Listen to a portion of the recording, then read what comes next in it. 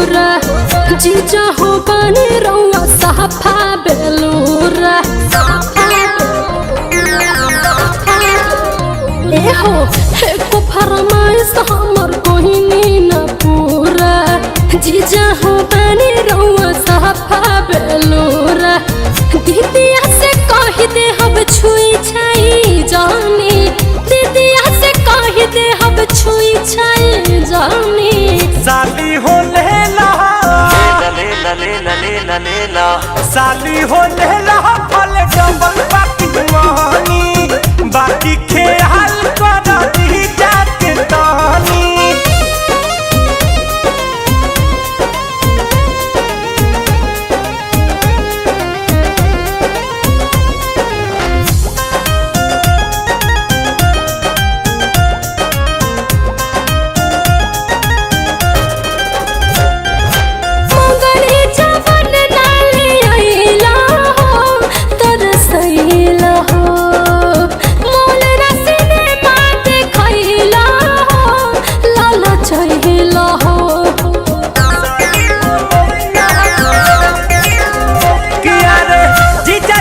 कही के मुआ महतारू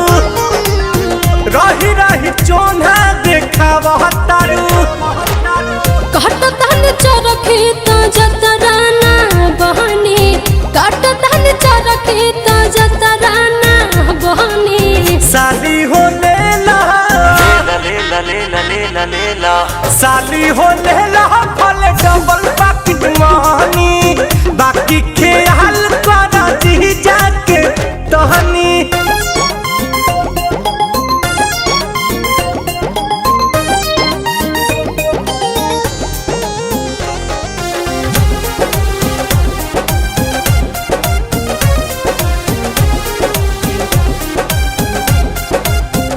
साली साली कहना बोलाए जे हट जाए जे दिलवा के साथ न पुराए जे ना घुमाए जे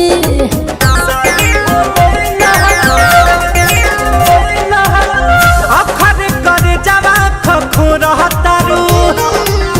कह कहे फरका धसो रहतारू आलम दिल साथ रितस काटे जाने कानी आलम दिल साथ रितस काटे जाने कानी साली हो लेला लेला साली हो लेला फल डबल बाकी दुआनी बाकी खेल कर दी